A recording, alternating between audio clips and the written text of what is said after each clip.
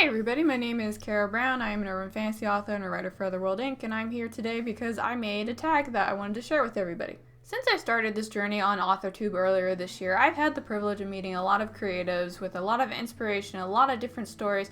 But one thing that I kind of noticed is that while we all had a different experience when it came to publishing the very first book that we hadn't actually had a dedicated video about talking about that journey. And one of the things that I wanted to do today was I wanted to create the author journey tag in order to kind of help people share this story with everybody, because we all have different experiences, and I think that being able to share all those first book experiences with the community in general is going to be really enlightening for everyone. So a really fun fact about this video is that I actually already recorded it and the file became corrupt and it's gone, so I'm redoing all of this. So if I look a little exasperated while I'm doing this, it's because I've already talked about all this, but hashtag tech problems, am I right? So the order of events in this video are going to be as follows. I'm going to explain the tag, I am going to share my part of the tag, and then that's pretty much going to be it. But before I dive into that, there's 8 parts of this tag, and I know that sometimes an author journey can be a personal experience, and if at any point any of these questions are kind of like, no, I'm not comfortable with sharing that in an online capacity with a bunch of people I don't know, you don't have to. Don't feel like you have to. You can change or modify this however you want. I've modeled this author journey tag after the hero's journey, and as we know, there's a simplified version of that and a more expanded version of that, so if you want to balls to the wall with that, knock yourself out. So the first part of this tag is the call to adventure. What was the moment when you knew that you were going to at some point write a book? What was that moment like? Where were you? All that jazz.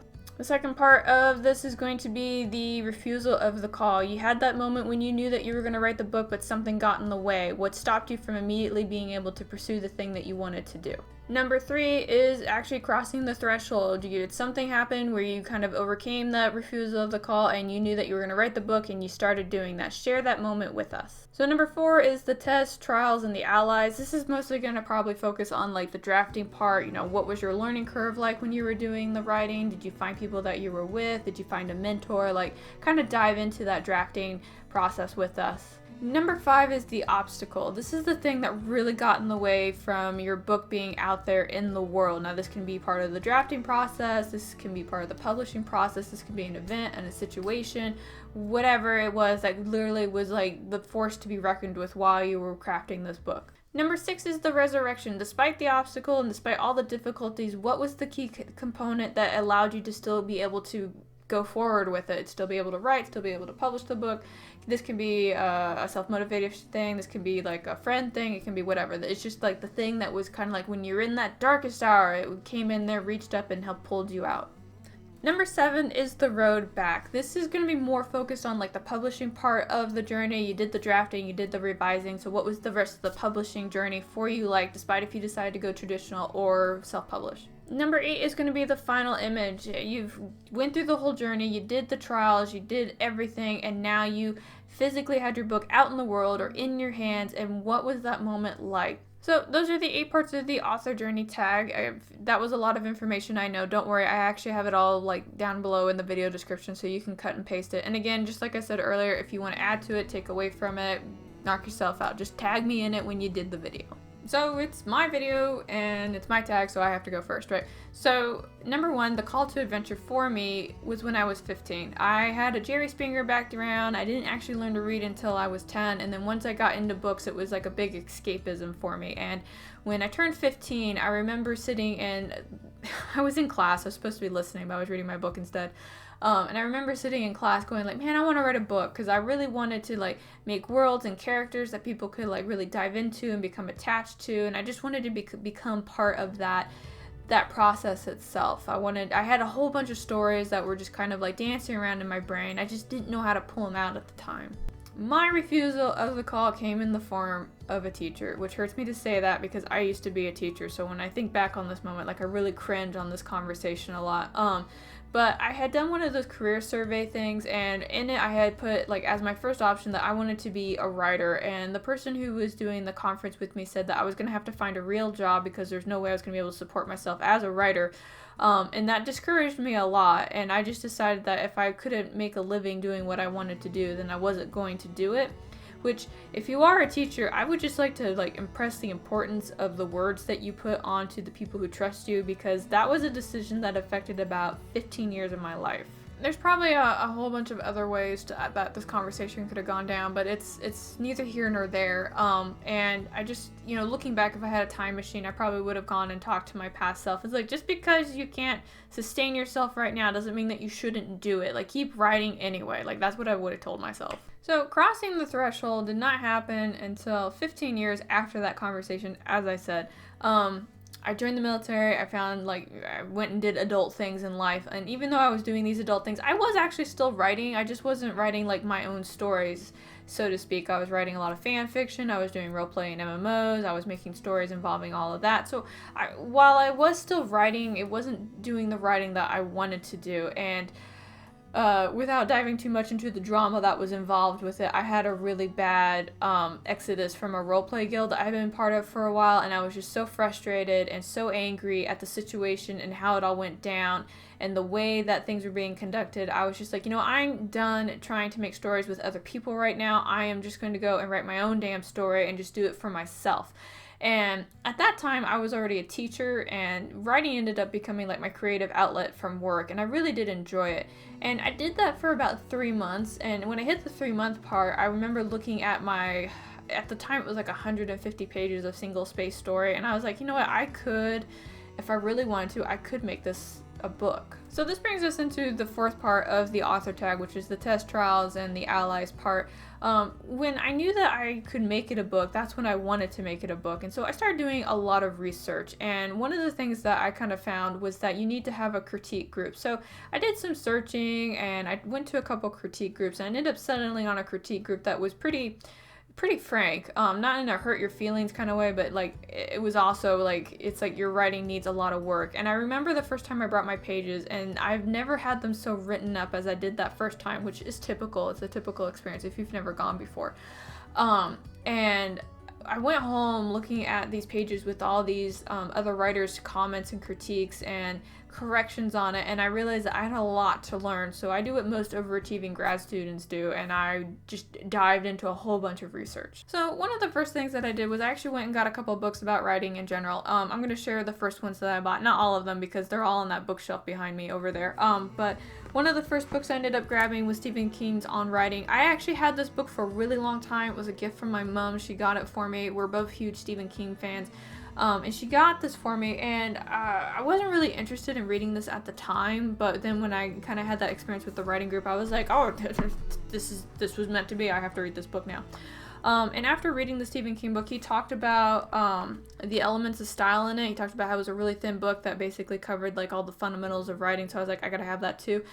This is one of the newer editions. I know it says classic, but it's newer because it has like exercises in it for you to practice with, and it's got like, the do's and don'ts, and it's got like actual visual examples that you can look at.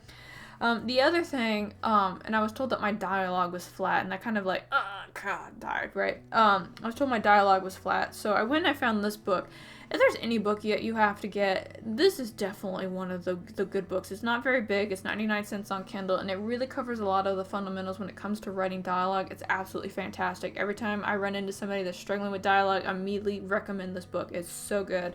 You gotta have it in your writer library. The other one that I have, and I haven't finished it yet, shame on me, but it's Writing Deep Scenes. I got through the first 3 chapters, which is really kind of what I needed at the time, and I really do need to finish it because I shouldn't recommend something that I haven't finished, but the first 3 chapters of this are really gold, and it helped me kind of cement my thinking in regards to how to write scenes. So that was really good too. And the last but not least, this was actually the very first book I bought out of all of these, and it was the Writer's Little Helper. I've talked about this book in books that all authors should have, but this book is really good. Like, it really broke down a lot of things about like conflict and visuals and having to do character sheets and just all sorts of things. Like, this was definitely this was the primer that I really needed, and I got it, and it helped me out a lot. So the biggest obstacle that I encountered was a mixture of things, and I have to paint the story in order to better explain what was going on. I finished the book about as much as I was going to. It wasn't perfect, but I was pretty confident that I could at least query it. And around this time, when I wanted to start querying the book, I was having a really bad time at work. I mean, really, really bad. Like, my mental well-being was like in question at one point.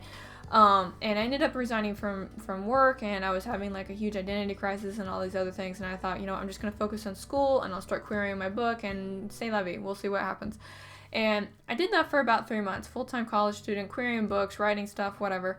And it happened in October of that year when I had resigned, after I had resigned from my job, where I had queried to a publisher that I had been following on social media for a while. I mean, they just announced that they were going to do publishing. I was super excited. I mean, like, these people were just individuals that I really looked up to, and they had such quality work that they were doing. And again, when they came out with the announcement that they were going to go into publishing, I was all like, yee!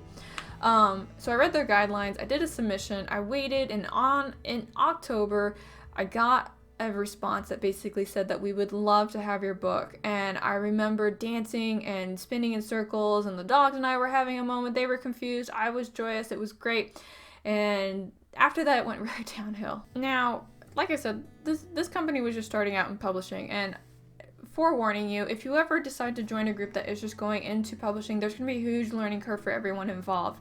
Everything from how the process is going to start, going through the process, and there's going to be a lot of bumps. And I knew that when I walked into this, like, there can be a huge learning curve, everybody's going to figure stuff out, whatever. I kept that all in mind, but the situations and the conflicts that I ended up encountering were not related to those. I was assigned to an editor that, as much as they said that they liked my book, hated a bunch of my key characters and kept trying to get me to change them. They would have very unprofessional correspondence with me in the form of, the team and I decided that you're going to change this, sorry, it's just going to be like that. And I'm going to let you guys know that if you are not in a discussion with a team that involves your book, there's a problem, and you should never ever stand for that. Not to mention that while I was going through, actually, let me backtrack. One of the other problems is that the editor that was assigned to me just vanished for a month. They just took off. No idea where they were. They weren't talking to anybody. We ended up having to push the due date back, and they came back with some story. And I was trying to be really understanding. I was like, you know what? Again, first time, nobody knows what they're doing, whatever. I'm just going to work on it. And then I would ask questions for the publisher, and I would not get answers. Or if I did get an answer, it would be like in an untimely manner. And just a number of other things. And I'll never forget when I was going through part of the book, and there was like a whole chapter, like, I'm not even lying, guys, there's a whole chapter that this editor said that they read that had typos and misspellings, wrong characters were talking at the wrong time, and if an editor had actually read that chapter, they would have picked up on that. And that's when I realized that whoever had been assigned to me wasn't even reading my book. And just the idea that if that had been published the way it was, with them saying, yeah, it's fine, I would have died. I would have been so mortified. It was just bad. And so by the time I realized that I was working with a really incompetent person, I didn't know what to do, because again, I still wanted to be with this publisher. I still wanted to be part of like this little family that we were making. And I was dying. Not to mention that I'm going to be really transparent with you guys. When you're anywhere, in any kind of like working relationship with anybody, as much as people think that they're not showing what's going on behind the scenes, people who are observant will always see that there are thunderclouds going on somewhere. And I could definitely see that within this company there were some thunderclouds. Like, there was some infighting going on, just some craziness. And I already had like 2 short stories out under this publisher's name. We were trying to build up hype. That was how we were doing it. Or rather, I had 1 short story. I ended up doing the other one on my own. And I had been waiting to hear back about how sales were doing. I was waiting to hear about, my Kindle report and all this stuff, which was in my contract. Like, I was supposed to be kept updated monthly about how sales were going. And that wasn't being done. And I kept getting more stressed out the closer to the published date that we were getting to, because it came to my attention that they weren't going to do physical copies, that they were just wanting to do a rapid release thing. They were going to follow some Mark Darson way of publishing, which is really more focused for self-published authors, which, don't get me wrong, I'm sure it works, but like his model focuses a lot on Facebook ads, and that's ads on Amazon. And I was just like, is anybody going to talk to me about this marketing plan that we're doing? Because this is not going to work. I know what I'm doing, but what are you guys doing? And then I would get crickets, and I was dying, and but on the day where I was just like, this can't get any worse, because I was within like a month. No, I was within 3 weeks. I was within 3 weeks of the published date at that point, and I was stressed out, panic attacks, everything. And that's when the lawyer and the PR rep for the publisher approached me and said, we are resigning. We are resigning from this company. Your contract is in violation on their end. You have right to terminate. Do you want us to help you with that? And at that point, I was like, fuck yes, get me out of here. So I'm going to skip the rest of the drama that happened after I made that choice, and I'm going to move on to the resurrection. So despite the challenges, what was the thing that kept me going? I will be very honest with you guys. I was so disheartened after this entire situation went down because more things happened after that, and at one point I just wanted to just press my face into a pillow and just cry and give up and go find a job flipping burgers because I was done at that point. But the thing that really kept me going was my husband and my writing group and my friends, because I told them all what was going on. And one of the things that they all said is that your book, your story is good. You need to keep pushing forward. Like, just, you overcame that. You're done with it. You have the ability to go and do what you want. Keep going. And I was like, okay, I guess maybe I can try it. And interesting enough, like, pretty much when this happened, I was approached by 2 more publishers. One publisher was formed from the team that left the previous publisher, and another one was just a completely independent group who had been following me on Twitter and seeing my work, and they read my short story and they liked it, and both of them said, hey, do you want to come and work with us? And me being me, and I don't like to put all my eggs in one basket, I was like, sure, I'll come work for both of you in some shape or capacity. So I went with 3 Fates. That's the group that's publishing Queen of Swords and Silence. They're an urban fantasy publishing branch, and I went with them for pushing out the book. And one of the first things that obviously the owner came to me and said, I know you just went through a lot of shit. Take the time to go back over your book and change it how you wanted it to be, because I know you weren't happy with some of the things that you had to do. And I did. I took some time. I went and fixed David. He was one of the big problems that the editor had. I also went and corrected some of Silence because he was cringy, and a lot of other things. And I went and fleshed out a couple of moments, and I redid some of the scenes the way that I originally wanted them to be. And by the time I got done with that, I felt better about my book. I liked it again. It was the direction that I wanted it to go, and it made me happy. So I sent that back to them, and that went through the proofreader, and that was all good. And, they loved it. And then they had another proofreader read it, and they really liked it as well. And I even asked them for feedback. I was like, look, these are the areas that the other editor had problems with. Can you kind of like tell me about them? And they loved them. They loved them. They loved how they were. It made me feel a lot better. And like when I got that feedback, it was just like, whew. Oh my god, my face is so red just talking about it. Anyway, so we're gonna move on to 7, which is the road back, which has to do with the publishing journey. And I'm gonna just continue on with my experience with 3 Fates for that. So I went with 3 Fates for publishing, and that was really painless. We had really good discussions. We sat down and had a really long talk about how things were gonna go. I asked them to let me go and find an illustrator for the cover. They said go for it. I gave them the image. It's been really good since then. I think the only hiccup that we had was that I was going through the final formatting and I found one typo, and of course I'm a perfectionist when it comes to my book, and so when I saw that, I was like, I have to read the whole book over, and I did it aloud. I got robot voice. I made it read to me. It was kind of cringy in some places, but I'm so thankful because I caught so many things, and I'm a lot more confident with the way that it was after doing that. So please take the time to read your book aloud with a robot voice. So the final image has to do with pretty much like having the book out there, right? My book's not out there yet. It's really close. It's very close to being out there. But I do want to talk about when I had the proof copy in my hands for the first time. Now, I knew the proof copy was coming because the publisher and I were going to look over it just to make sure that the formatting was right. And it wasn't. There was just like little tiny detail that I needed to fix, actually, too. And I was expecting it to come the next day, and on the day that it came, I was actually heading out to writing group, and I saw that there was a package by the door, and I was like, oh man, what did I order? Sometimes I order things and forget. It's just how my brain works.